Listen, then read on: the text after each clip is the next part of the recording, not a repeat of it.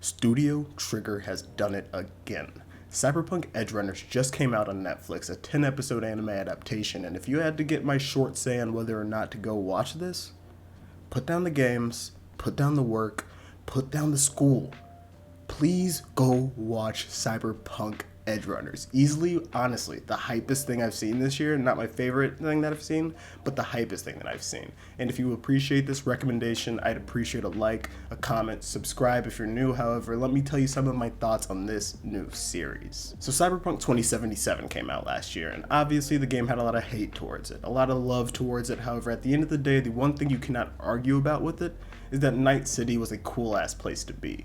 And although you don't have to be familiar with Cyberpunk to watch this series, I do think it kind of adds to the experience. Being able to see a lot of the things they take from the game, implement into the series is just cool throughout it. And having a baseline understanding of, the corporate routes that you can take, whether it be, being a punk, being a netrunner, being a corpo, it's just a cool thing to see how that they just depict it within the anime. However, like I said, you don't gotta understand it because this series is a standalone, apparently canonical story within that universe, and this universe is so damn dope. Bunch of neon lights everywhere, bunch of vibrant characters, bunch of cool looking stuff. And a random note, why does every Studio Trigger production have a main character that's a male protagonist that looks like this?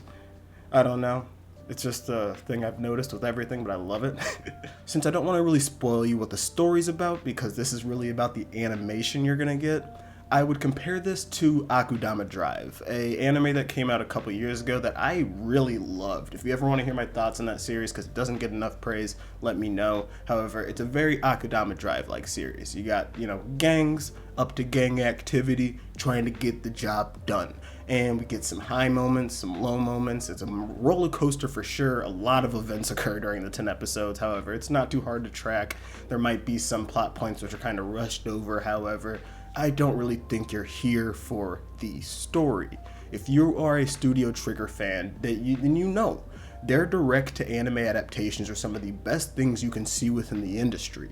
Gurren Lagann, seeing the story of Simone and Kamina, beautiful. Kill la Kill, seeing Ryuko Matoi fight down the powers above her is one of the most beautiful stories ever. And it's just the animation with these guys. Like I've said before, this is arguably my favorite studio out, and they showed their nuts with Cyberpunk Edgerunners. This is truly, I think, the best looking anime that we've seen this year, especially just in terms of, the action type series. There's really clean looking slice of life series. There's even really good, looking mystery series. You got your summertime renderings out there. However, if you're just talking straight action, this is on par with your UFO tables. This is on par with your Mappa Entertainments.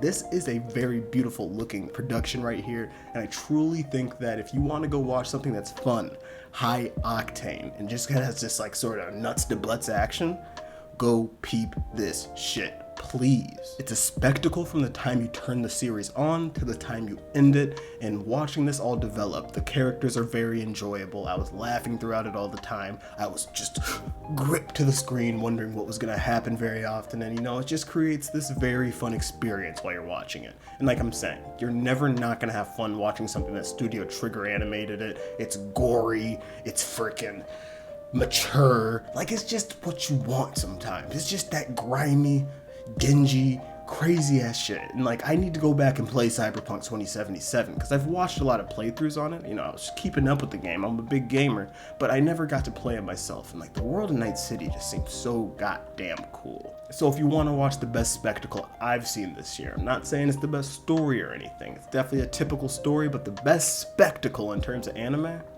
go peep Cyberpunk Edgerunners, please. And last note for you. Have you noticed that short-haired anime chicks are in right now? You got your Nabaras in this world. You got your Lucy's within this series in this world. Xenoblade Chronicles 3, Mio. It's crazy. Uni even. I guess that's just the trend. However, I'll see you.